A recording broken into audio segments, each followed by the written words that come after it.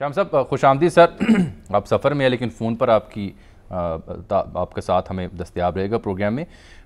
फैसलाबाद से पेशावर पहुंचे हैं लेकिन वहाँ तो बात मजीद उन्होंने खोल दी शामी साहब कि मैंने क्या गलत बात की है। यही कहा है कि तयनाती मेरिट पर होनी चाहिए और जो 2 डाकू हैं इन्हें सिलेक्शन नहीं करनी चाहिए। वो तो कहते हैं वो दुरुस्त बात कर रहे हैं। देखें, उन्होंने अपने जलसे में मुस्लिम लीग की रहनुमाओं के कुछ बयानात भी सुनाए। जी बिल्कुल बिल्कुल।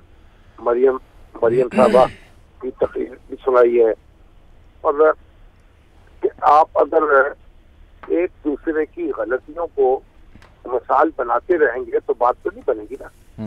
अगर मरियम ने क्या कहा है, नवाज शरीफ साहब ने क्या कहा है, या किसी दूसरे रहनुमा ने क्या कहा है, वो इमरान खान साहब तो ये कहते हैं कि मैं उनसे मुख्तलिफ हूँ। और अगर उन्होंने कोई बेएहतियाती की है तो इसका मतलब ये नहीं है कि इमरान खान साहब उनको अपना लीडर मान लें और उनको फॉलो करें और उससे ज्यादा आगे बढ़कर बेएहतियाती का मुताबिक करें। सही।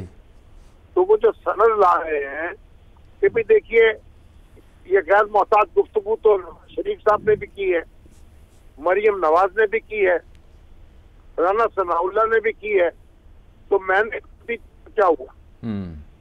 इसका मतलब ये है कि वो उनको अपना लीडर मान रहे हैं, उनको फॉलो कर रहे हैं।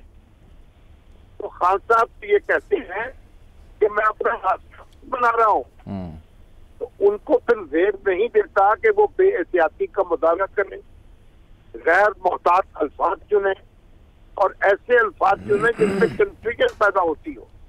उन्होंने जो अल्फाज अदा किए हैं उस पर उनके मुखालिफ जो है सिर्फ वही एहतजाज नहीं कर रहे, वही उसके खिलाफ आवाज बुलंद नहीं कर रहे।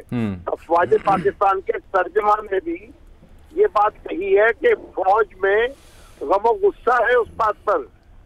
इसलिए इमरान खान साहब को इस बात पे गौर करना चाहिए कि वो अपने अल्फाज जो हैं उनको बराह कहें कि भाई मेरा मतलब ये नहीं था, मैं इसे वापस लेता हूँ।